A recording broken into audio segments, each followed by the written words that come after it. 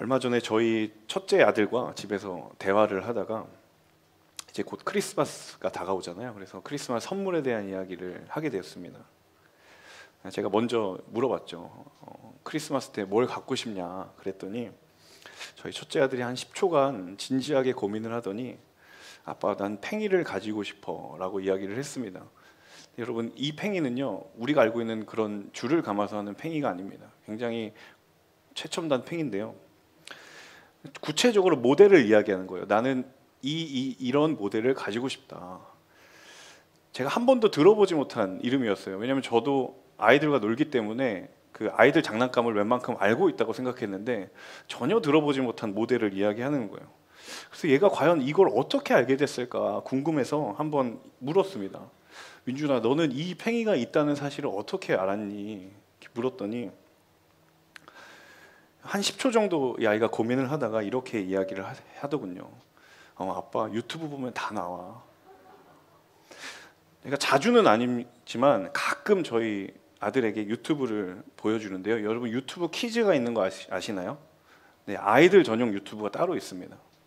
그 유튜브 키즈를 보여주는데요, 요즘 저희 아들이 즐겨보는 콘텐츠가 바로 이겁니다. 이 영상의 내용은 간단합니다.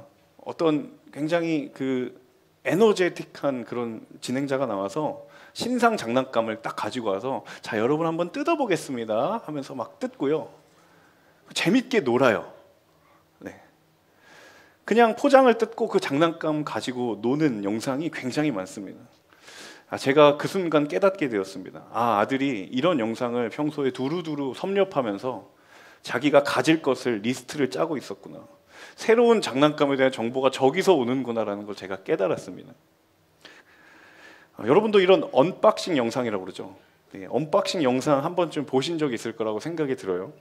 저도 제가 관심 있는 물건들에 대한 언박싱 영상을 자주는 아닌데 가끔 보는데요, 문득 이런 질문을 해보게 됐습니다. 사람들이 왜 언박싱 영상에 관심을 가질까? 이걸 왜 보는 걸까라는 생각을 한번 해보게 되었어요. 많은 이유들이 물론 있겠지만 두 가지 이유 정도 때문이 아닐까 생각이 들어요. 첫 번째는 그 영상에 내가 가지고 싶은 게 나오니까. 내가 지금은 가지지 못하지만 그 포장을 뜯는 영상을 보면서 그 포장을 뜯는 사람이 순간적으로 내가 되는 대리만족감이 있는 것이죠. 또 한 가지는 그 물건이 도대체 어떻게 생겼을까, 어떤 기능을 할까라는 그런 그 물건에 대한 기대가 있기 때문이죠. 여러분, 만약에 그 언박싱 영상에서 포장을 뜯었는데 기대와 정반대인 실망을 안겨주는 물건이라면 여러분 그 영상 보시겠어요? 포장된 것만 봐도 궁금해 죽겠는, 내가 직접 열어서 저거 꺼내보고 싶은데 라는 그러한 영상들, 그런 물건들을 우리가 보게 되고 그런 기대가 있어요. 여러분, 관심이 있고 마음이 가는 거잖아요. 오늘 우리가 함께 나눌 이 느헤미야 8장의 말씀은요, 성벽이 다 이제 재건이 되고 예루살렘 성 안에서 이루어진, 말하자면 첫 번째 공식적인 행사입니다. 백성들이 다 한자리에 모여서 이제 공사를 다 마친 뒤에 말씀 앞에서는 소위 말해서 영적 대각성 집회, 심령 부흥회, 말씀 사경회가 열리는 것이죠. 제가 왜 언박싱 영상을 이 본문을 보면서 생각을 했냐면, 마치 예루살렘 성벽으로 포장되어 있는 그 포장을 딱 뚜껑을 열고 그 안을 들어가 보니까 무엇이 있었는가, 그 안에 들어있었던 그 성벽 안에 거주하는 백성들의 신앙이 과연 어떠했는가. 하나님이 우리에게 그 포장을 딱 뜯어주면서 봐, 이들의 신앙을 너희에게 보여줄게, 하나님이 우리에게 주시는 믿음의 언박싱과 같은 그런 모습이 아닐까라는 생각이 들었어요. 자, 8장에 나타난 백성들의 모습들이 참 하나님 보시기에 아름다웠던 이유가 무엇이었냐. 눈에 보이는 성벽들이 쌓여져 가고 재건되는 과정 속에서 본문에는 잘 나와 있지 않지만 그들의 믿음과 신앙이 성벽과 함께 세워지고 있었던 거예요. 눈에 보이는 예루살렘 성벽만 세워진 게 아니구나. 그들의 믿음의 내용이 채워져 가고 있었구나. 신앙의 내용이 담겨지고 있었구나라는 것을 우리가 이 8장을 보면서 발견하게 된다라는 거예요. 자, 지난주의 말씀을 우리가 잠시 한번 상기시켜 보면 좋을 것 같은데요. 자, 성벽이 재건된 이후임에도 불구하고 사실 백성들 개개인에게는 삶의 현실이 그렇게 쉬운 상황이 아니었습니다. 우리 본문 4절 말씀, 지난주 본문이긴 하지만 7장 4절 말씀을 다시 한번 읽어보겠습니다. 그 성은 크고 넓은데 성 안에 사는 사람들은 얼마 없고 제대로 지은 집들도 아직 얼마 없었습니다. 자, 9절 그대로예요. 자, 성벽은 다 세워졌는데 4절의 표현처럼 성 안에 있는 사람들은 별로 없고 심지어 제대로 지은 집들도 별로 없었다라고 이야기를 합니다. 여전히 그들의 삶의 터전이 세워진 성벽에 비하면 너무 초라했고 세워지지 않은 부분들이 너무도 많았다라는 것이죠. 자, 이제는 그럼 그들이 마음 가운데 이제는 이제 내 삶의 터전을 세워야 되겠다. 이제 공동체의 어떤 영적인 사명이 끝났으니 내 일에 집중해야 되겠다 라고 생각될 수 있는 그 상황 속에서 이들이 보인 모습이 무엇이었는가? 바로 오늘 1절과 2절의 말씀인데요, 같이 한번 보도록 하겠습니다. 1절과 2절의 말씀 한 목소리로 함께 읽습니다. 그러고 나서 7째 달이 됐고 그때 이스라엘 자손들은 모두 자기 마을에 있었습니다. 그때 모든 백성들이 물문 앞 광장에 일제히 모였습니다. 그러고는 학사 에스라에게 여호와께서 이스라엘에게 주신 모세의 율법책을 가져와 읽어달라고 했습니다. 그리하여 7째 달 1일에 제사장 에스라가 남녀 회중과 알아들을 만한 모든 백성들 앞에 율법책을 들고 나왔습니다. 모든 백성들이 이 본문에 따르면 물문 앞 광장에 모였다. 개역개정에서는 수문이라고 되어 있는데요, 여러분 이 문에 영적인 의미가 담겨져 있습니다. 이 물문이라고 하는 곳은요, 영적인 정결과 회복을 의미하는 문이에요. 그게 수문, 물문이었어요. 자, 그들이 그 문 앞에 모였다라는 이유가 그들이 무엇을 갈망하고 있었는지, 그 문이 그들의 영적인 갈망을 상징하고 있는 것이죠. 자, 그리고 그들의 율법을 가르치는 영적인 지도자였던 학사 겸 제사장, 말씀을 가르치는 일도 하고 예배를 주관하는 일도 하는 이 에스라가 모세의 율법책을 에스라에게 읽어달라고 요청을 합니다.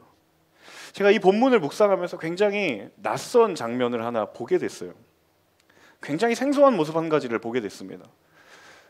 지금까지의 느헤미야를 쭉 여러분 근거로 생각해 본다면요, 이 공동체에 어떤 영적인 무브먼트가 있을 때, 공동체가 어떤 일을 하자라는 그런 필요가 있을 때 보통 어떻게 되었냐면 느헤미야가 먼저 그 영적인 사명을 제시합니다. 자, 우리가 성벽을 짓습니다. 다 우리가 이 일에 동참합시다. 이런 식으로 지도자가 먼저 움직입니다. 자, 성벽을 재건하자라는 말을 했던 것도 백성이 먼저가 아니라 느헤미야가 먼저였어요. 자, 그렇다면 8장의 이 장면도 느헤미야나 에스라가 백성들을 다 모이시오 라고 이야기를 해서 그들을 다 소집하여 이제 하나님의 말씀을 들어야 합니다 라고 하나님의 말씀을 읽어주는 것이 지금까지 느헤미야가 해왔던, 느헤미야라는 이 말씀에 기초한다면 그게 자연스러운 모습이라는 거죠. 자, 그런데 이 장면이 그런 여느 때와는 전혀 다른 모습이라는 거예요. 본문을 보시면 백성들이 먼저 에스라를 불러서 율법책을 갖다 주면서 이 책을 읽어달라고 이야기를 합니다. 어디에서요? 영적인 정결과 회복을 의미하는 물문 앞에서, 수문 앞에서요. 그들이 먼저 에스라에게 모세의 율법책을 가져와서 읽어달라고 요청을 했다라는 거예요. 지금까지 느헤미야가 영적인 메시지를 던지고 비전을 제시하고 백성들이 따라갔던 형국이었다면 이제는 백성들이 지도자에게 요청을 해서 우리에게 영적인 갈망을 채워달라고 요청하는 새로운 모습이 그들 가운데 있다라는 거예요. 그들이 영적인 회복을 자발적으로 갈망했다라는 거예요. 영적인 회복을 자발적으로 갈망했다라는 거예요. 성벽을 재건하면서 이스라엘 백성들 마음 가운데 강하게 자리한 한 가지 중요한 사실은 뭐냐면 영적인 회복은 반드시 하나님의 말씀이 있어야 된다. 그리고 여기에 대해서는 우리가 누가 시키지 않아도 자발적으로 그 마음을 가져야 한다라는 그들의 마음이 지금 이들의 행동 가운데에 비추어지고 있다는 거예요. 자, 그들이 이미 조상들의 역사를 다 압니다. 남유다의 번영도 알고 몰락도 알고 조상들을 통해서 그 이야기를 다 알고 있습니다. 그 이야기를 돌아보면서 그들이 뼈저리게 깨달았던 한 가지 사실은 이제는 다시 그 전철을 밟지 말아야 된다는 거예요. 이제는 다시 우리가 영적인 그런 패배의 전철을 밟지 말아야 된다는 거예요. 아무리 나라가 번영해도 그 믿음의 자리가 다시 세워지지 않으면, 자신들의 신앙의 무너진 자리들을 돌이키지 않으면 제 아무리 번영한 나라라 하더라도 한순간에 무너질 거라는 것을 그들이 알고 있었기 때문입니다. 그래서 비록 성 안에 지은 집도 별로 없고 거주하는 사람도 별로 없지만 지금 우리의 거처가 문제가 아니다라는 거예요. 지금 우리가 먹고 살고 살아가야 될 집이 문제가 아니다. 더 시급한 것이 있고 이게 해결되어야만 모든 것이 풀릴 것이다라는 것에 그들이 눈을 뜨기 시작한 거예요.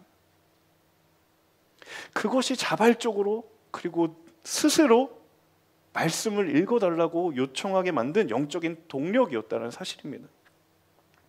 여러분, 그래서 그 자발성이라는 것은 항상 우선순위로부터 나오게 되어 있어요. 여러분, 누가 시키지 않아도 내가 알아서 하는 것들 한번 지금 잠깐 생각해 보세요. 누가 시키지 않아도 내가 알아서 하는, 자발적으로 하는 것들. 반대로 누가 시켜서 하는 것들 한번 생각해 보세요. 거기에 어떤 차이가 있을까? 내가 어디에 우선순위를 두고 있느냐에 따라 움직인다는 사실입니다. 저는 저희 아들에게 유튜브 퀴즈의 존재를 전도하지 않았습니다. 알려준 적이 없어요. 그 마음 안에는 항상 신상 장난감을 해야 되겠다는 그 마음의 우선순위에 따라 자발적으로 움직입니다. 저희 아들에게, 첫째 아들에게 전도당해서 둘째 아들도 말도 못하는데 앞에 아이패드의 준말이거든요. 보여달라고. 여러분, 내 마음의 우선순위에 따라 우리는 움직이게 되어 있어요. 그 우선순위가 확정이 되면요, 내가 몸이 피곤하든 내가 시간이 촉박하든 상관없어요. 자발적으로 움직이게 되어 있어요. 그래서 이런 유명한 말이 있습니다. 한번 같이 따라해 보겠어요? 마음이 있으면 방법이 보이고 마음이 떠나면 핑계가 보인다. 누가 한 말이냐면 제가 만들어낸 말입니다. 여러분, 마음이 있으면 방법이 보입니다. 방법이 안 보인다라는 건, 방법 대신 빠져나갈 곳이 계속 길이 보인다라는 건 정직하게 말하면 내 마음이 거길 떠났다라는 거죠. 여러분, 성벽이 완성됐지만 왜 그들이 자발적으로 말씀을 읽어주십시오, 영적인 회복의 자리를 요청했는가? 내 안에 채워지지 않은 영적인 허기가 있는 거예요. 예배가 회복되어야 한다. 말씀으로 내 삶이 충만해져야 한다. 다 이루어졌다라고 해도, 성벽이 다 세워졌다라고 해도 영적인 자리가 세워지지 않으면 아무런 소용이 없다라는 것. 그들에게 그것이 삶의 가장 우선 해결이 되어야 했던 선결 조건이었기 때문입니다. 그 영적인 목마름이 해결되어야만 한다라는 그들의 몸부림이 에스라를 불러온 거예요. 사랑하는 여러분, 과연 무엇이 우리를 살게 합니까? 여러분, 과연 무엇이 내 삶을 회복하게 하는 것입니까? 오늘 이 말씀의 도전 앞에 우리 모두의 믿음의 우선순위가 정리되기를 주님의 이름으로 축복합니다. 기꺼이 마음을 들여 우선순위가 하나님께서 보여주신다면 그곳으로 나아가십시오. 살게 될 줄로 믿습니다. 하나님이 살려주실 거예요. 우리 이어서 3절의 말씀 함께 읽겠습니다. 3절 말씀 함께 읽습니다. 그러고는 물문 앞 광장에서 남녀와 알아들을 만한 모든 사람들에게 이른 아침부터 정오까지 율법을 큰 소리로 낭독했습니다. 그러자 모든 백성들이 그 율법책에 귀를 기울였습니다. 여러분, 3절을 한번 머릿속에 한번 살짝 그려보세요. 이른 아침부터 정오까지 율법을 큰 소리로 낭독을 했대요. 그리고 그것을 들었다라고 합니다. 아무리 적게 잡아도 이른 아침부터 정오라고 하면 최소 4시간 혹은 5시간입니다. 4시간, 5시간 동안 말씀을 계속 읽는 거예요. 여러분, 그런 교회에 있다면 가시겠어요? 제가 주일 설교를 하면서 제 심리적인 설교 시간의 마지노선이 있습니다. 심리적 마지노선 30분입니다. 또 제 나름대로의 설교에 철학이 있습니다. 가장 은혜로운 설교는 짧은 설교다. 여러분, 만약에 4-5시간 동안 말씀만 읽어주는 그런 교회, 더 충격적인 장면은 3절 끝에 보면 모든 백성들이 귀를 기울이고 그 율법의 말씀에 귀를 기울였대요. 저는 이게 정말 쉽지는 않지만 참 우리에게 도전되는 한 가지 지점이 있다고 생각해요. 도대체 이 사람들의 이 영적인 집중력의 원천이 어디일까? 사람이 육신을 가지고 있는데, 벌써 나왔네요, 답이. 하나님의 말씀 그 자체를 향한 갈망이 내게 있는가라는 거예요. 그들이 얼마나 말씀이 고팠으면 4-5시간 동안 말씀을 주구장창 읽어주는데, 여러분, 이 말씀이 한 사람은 히브리어로 읽어주면 에스라가 아람어로 번역을 해주는 거예요. 통역을 해주는 거예요. 그렇게 4-5시간을 진행이 된 거예요. 하나님의 말씀 자체에 대한 갈망이 그들에게 나에게 있는가?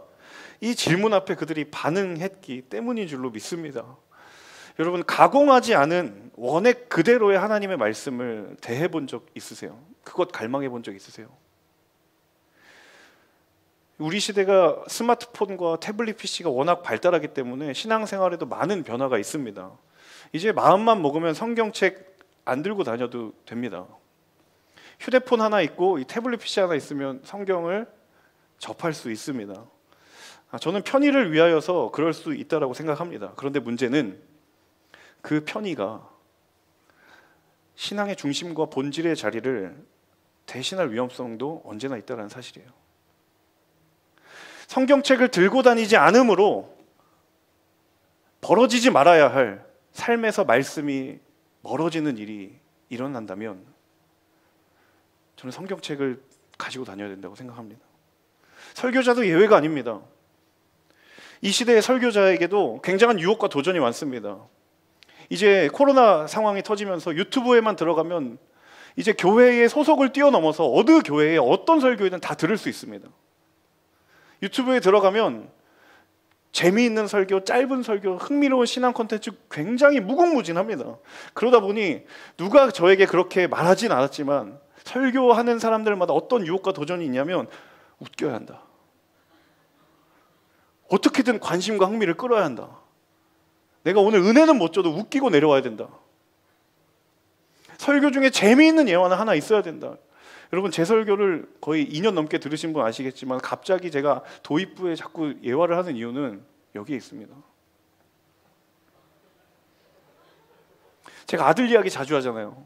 사실 아들 이야기 하고 싶지 않은데 적용될 만한 지점이 있으니까 이야기를 하는 거예요. 그런데 설교가 끝나면 지체들이 말씀은 기억 안 나고 아들 이야기 재밌었다고. 아들이 그렇게 팽이를 좋아해요? 몰랐어요, 목사님. 제가 들려주고 싶었던 이야기는 아들 이야기가 아니고 그걸 통해서 하고 싶었던 이야기가 있는데 예화만 남는 거예요. 여러분, 성경 자체를 읽어본 적이 여러분 과연 언제이십니까? 이 책을 피고요, 성경 자체를 읽어본 적이 언제세요? 목사의 설교도 말고요, 신앙의 서적을 통해서 성경이 가공되어서 나온 그런 거 말고요, 여러분이 정말 말씀 자체를 읽어본 적이 과연 언제이십니까? 여러분, 제가 일전에도 한번 이야기 드렸지만 신학대학원 입시를 준비하면서 마지막 한 달에 제가 하루에 1독을 했습니다. 사실 이 말을 꺼내는 것도 제가 걱정 아닌 걱정이 돼요. 이게 또 예화로 남아서 와, 목사님 대단하다. 어떻게 하루 1독을 하시지? 나가면서 그것만 남을까 봐 제가 이 얘기 안 하려고 그랬는데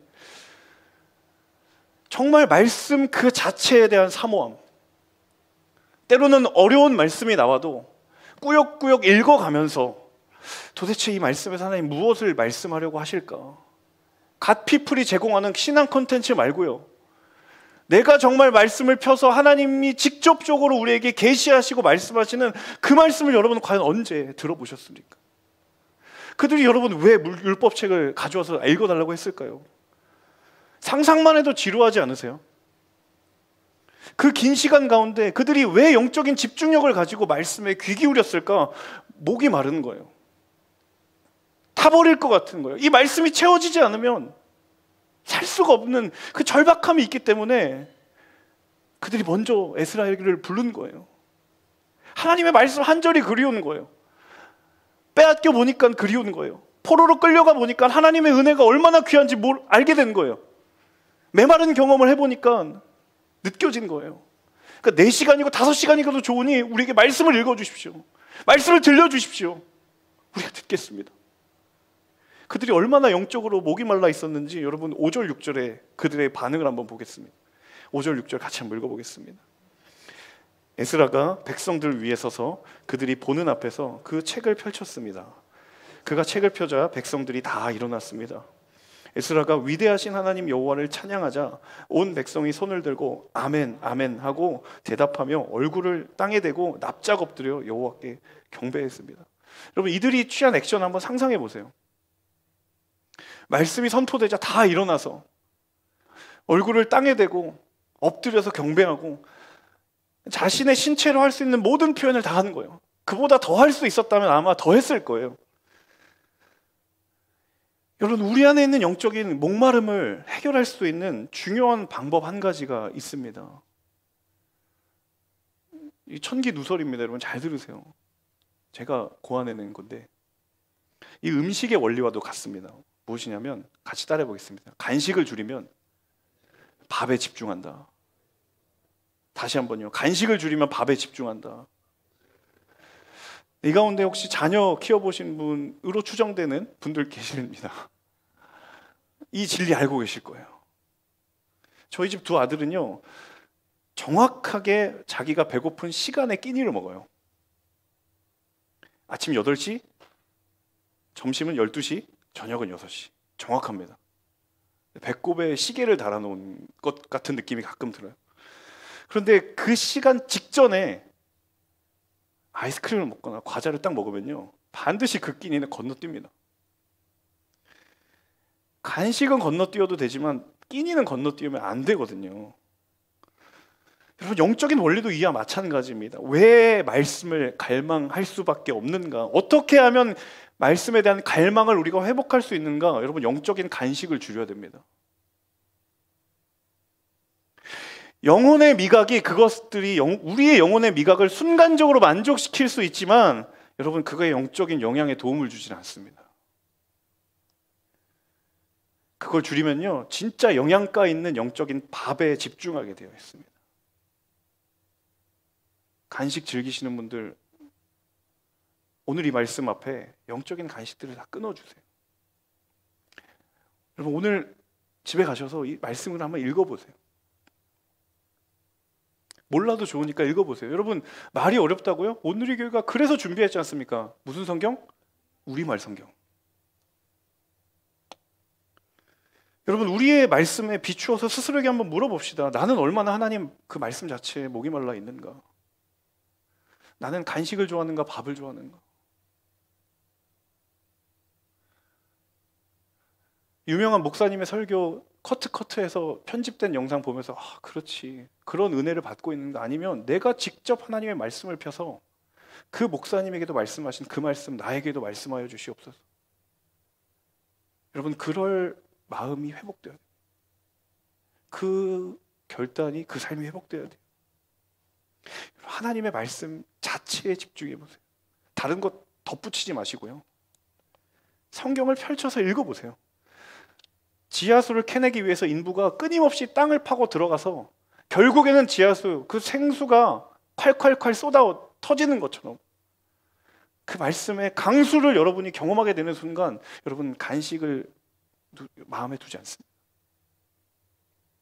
말씀의 샘이 터지는 여러분의 삶이 될 수 있기를 주님의 이름으로 축복합니다. 우리 마지막 9절의 말씀 같이 한번 읽겠습니다. 9절의 말씀 함께 읽습니다. 온 백성들이 율법의 말씀을 듣고 울었습니다. 그러자 총독 느헤미야와 제사장이자 학사인 에스라와 백성들을 가르치던 레위 사람들이 모든 백성들에게 말했습니다. 이날은 우리 하나님 여호와의 거룩한 날이니 슬퍼하거나 울지 말라. 자, 율법이 선포됐을 때 그들의 감정적 반응이 울며 반응하는 것이었어요. 느헤미야가 그 모습을 보고 에스라와 함께 슬퍼하거나 울지 말라라고 이야기를 합니다. 본문에 왜 그들이 울었는지에 대한 이유가 언급이 되어 있지 않아요. 추측을 해본다면 아마도 이 울음은 말씀을 들으면서 통회하는, 자신이 깨어지는 그 상황 가운데의 회개의 눈물의 의미가 아니었을까 생각이 들어요. 자, 그런데 제가 본문을 묵상하면서 굉장히 발견한 참 놀라운 사실 중에 하나가 무엇이냐면, 이 느헤미야와 에스라가 울고 있는 백성들을 향해서 슬퍼하거나 울지 말라라고 말하는 것이 결론이 아니었다라는 거예요.